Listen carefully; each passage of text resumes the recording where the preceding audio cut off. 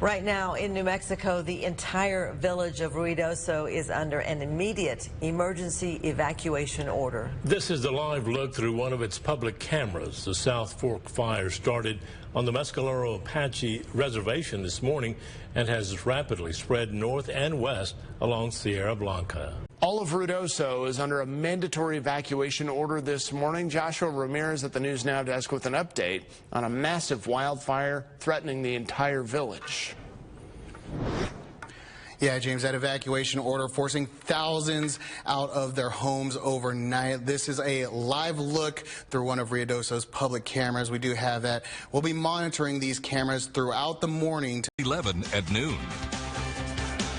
Right now, thousands of acres of central New Mexico are on fire. Vacationers and residents fleeing Ruidoso as heavy smoke bears down on that village. High winds and dry vegetation fueling at least 2 wildfires along the Sierra Blanca, while firefighters rush to contain them. As we welcome you in this afternoon, we're happy to have you along. I'm James Epler in for Angie Wynn, and those fires started south of Ruidoso on the Mescalero Apache Reservation yesterday morning and then ballooned to thousands of acres in only a few hours. We have a crew on the road to bring us updates on the evacuation and the work to protect that popular destination. KCBD News Channel 11's Joshua Ramirez joins us live from the highway in Roswell. What do we know now, Joshua? Yeah, James, well, we are actually just pulling into Roswell right now. We're actually going to go to Eastern New Mexico University. We're getting close to a shelter that the Red Cross has set up for evacuees coming from Ruidoso fleeing that fire. We know that it has grown to nearly 14,000 acres. At last check, it was at 13,900. Rapidly growing, this wildfire. It was found yesterday morning. From yesterday morning to right now, 13,000 acres have burned in. A lot of concerns for the conditions today. They're going to be very similar to the ones yesterday that fueled that growth. Low humidity and some high winds possibly, and crews are worried that those winds are actually going to be pushing that fire more east towards the village of Ruidoso. Last night, crews worked to protect structures as much as possible. We did get word that at least 500 structures have been affected, either damaged or destroyed. We're not 100% sure right now. We also know that crews from all over the state are responding to help fight this fire. We saw a post that Clovis is sending some crew members here to help fight that fire. We also know that a complex incident management team is going to be arriving here in Roswell to get debriefed on that wildfire a little bit later today, and then they're going to actually assume command of the efforts to get this thing contained, which it is actually at 0% containment right now. So that team will show up today. They'll be debriefed or briefed, and then they will take over tomorrow morning. So we're actually on our way. We're getting close to the shelter right now as we speak. So we're going to stop here. We're going to try and talk to some of the Red Cross members about the shelter that's set up, what they need for these refugees, and hopefully try to talk to some of these people who have evacuated. That is going to make its way to us. All of that smoke is headed this way. Let's go over to Steve Devine in the First Alert Forecast Center with a look at what we're seeing on the map. And I stepped outside a little earlier and I caught a little bit of a scent of smoke. It's not strong yet. Right. The haze that we have is partially due to the high humidity, partially due to the smoke, and it's actually coming from 2 sources. One, a stream from the south, and this is what we've saw for days on end recently. This is from fires actually in Mexico, but this is the fire in Ruidoso area, and the colors on here go along with most of our maps. That is, the more intense colors that you see indicate more, in this case more smoke. The lighter colors, less smoke. So this is a forecast how the smoke plume may continue to move to the northwest, especially over our northwestern part of the viewing area. Coming up tonight, that heavier smoke is expected in that area. So this is not a fire forecast, just a smoke forecast. You can see much of that fire, about 14,000 acres, has burned north and northwest of Ruidoso. KCBD News Channel 11's Joshua Ramirez joins us live from Ruidoso Downs, east of the village, with what we know about this rapidly developing and dangerous story. Joshua. Yeah, Case and Christy, and I actually have an update. About 10 minutes ago, the village of Ruidoso actually posted on their Facebook page that Ruidoso Downs is now in ghost status. So if y'all are with us, or if our viewers are with us at 4 o'clock, during our live hit then, they heard us explain there's two statuses. There's a set status and there's a go status. Set status means you have to be ready. Go status means you go immediately. You leave. You are in danger. So Ruidoso Downs now in go status, and you can see behind me, as far as getting into Ruidoso, roads blocked off. Nobody really being allowed in unless they are for absolute necessities, and otherwise you are not going into Ruidoso. You can actually see this plume of smoke as well, and we do believe that that is the salt fire that is pushing towards us here in Ruidoso Downs. You can see all that smoke, and I actually want to take a second just to point out how blue the sky is to the right of that smoke, and then if we go left and we look a little bit over these trees and hills and a little bit behind us even, you can see just how dark the sky gets from that amount of smoke that is just traveling through the air from that fire. Fire crews doing their best to get some contain on this. As you said earlier, the South Fork fire right at about 14,000 acres burned at last report. The Salt fire, 5,000 acres burned, or nearly 5,000 acres burned at last report. So these fires, massive and growing rapidly since they were discovered just yesterday morning, and they are being fueled by dry conditions and gusting winds. They fueled those fires to grow very quickly overnight. And as we were actually in Roswell earlier, where a few shelters have been set up for evacuees, we were talking to one of the organizers there, and she was telling us just how devastating what's happening in Ruidoso is to the surrounding community. But it's really devastating because Ruidoso is a nice little escape for us, and on this side of the state that we like to go. So they're our neighbors. We appreciate them, and we are here to help them in any way that we can. So hopefully it gets contained soon, and we don't lose any structures or life. Now, as far as structures go, as far as injuries, I mean, no injuries reported as of right now, but structures we did hear that at least 500 structures have been affected by the fire, either damaged or destroyed. And going through social media posts, we did see one of the local business, Alto Ski Shop, completely engulfed in flames, a complete loss, burning to the ground. So property is being destroyed here. Businesses are being destroyed, and people are fleeing and hoping that when they come back, their homes will still be intact. As for that fire suppression effort, a complex incident management team will be showing up, or has, I believe, already showed up, and they'll be taking over the fire suppression efforts tomorrow morning. We do know that they're going to break up those crews into 3 different teams, and they're going to start attacking that South Fork fire from the north, the northeast, and the south side of that fire, hopefully keeping it from destroying any more properties or getting any farther into Ruidoso Downs. So we are going to continue following all the latest developments out here in Ruidoso. We'll be live with y'all guys again at 6 o'clock. For right now, I'm going to go ahead and send it back to you, Casey and Christine. And Joshua, while you were talking, we saw that aircraft flying over the area. That's really been a big source of firefighting today, right? Yes, yeah, and actually, we've been here. We were here at 4 o'clock, so it's been about an hour. And since we have been here, we have seen probably over a dozen planes. I don't know if they're the same planes going back and forth or multiple planes, but they are definitely being used to fight that fire. I assume they're going through, dropping their water, and then they've all kind of come back here above us. I don't know where they're refilling their tanks at. I couldn't tell you that, but yes, we did hear that the aerial attack on this wildfire would be one of the biggest resources used today, and it absolutely has. We've seen a lot of planes out here assisting in this fire suppression effort. So hopefully they will be able to get some contain on this fire. As soon as we figure out what percentage that is, if any, we will report that. Thank you so much, Joshua. Such a sad scene there in New Mexico. We know so many people in our area are connected to that area as well. Thank you so much. Right now, thousands of acres of central New Mexico continue to burn as 2 wildfires spread across the Sierra Blanca.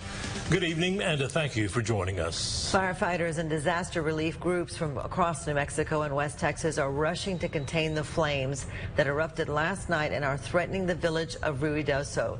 The emergency evacuation order was issued for Ruidoso just before 9 o'clock last night, and it remains in place tonight as the flames continue to spread. KCBD News Channel 11's Joshua Ramirez joins us live from Ruidoso Downs with what firefighting and evacuation efforts look like so far. Joshua? Yeah, Karen and Amity, y'all talked about those evacuations from the village of Ruidoso and now Ruidoso Downs as well. They actually have roadblocks set up right now, so there would not be anyone allowed to be going into Ruidoso unless it is an absolute emergency and they have to as an absolute necessity. Otherwise, they will be turned away. I also want to take a look to the left here. You can see this plume of smoke. We do believe that is the salt fire, that smoke that you can see coming up from behind those trees and those mountainous areas there. And I want to point out the fact that to the right we have pure blue skies. To the left you see that smoke and that smog, and I'm going to turn you around just a little bit so you can really see the sky and how much smoke is really blanketing these communities from these wildfires. So really a testament to how much fuel is out there burning, and that fuel very dry. One of the things that's actually fueling these fires is the dry conditions, the low humidity, and there are also winds out here fueling these fires. They were first found Monday morning and since then have already grown.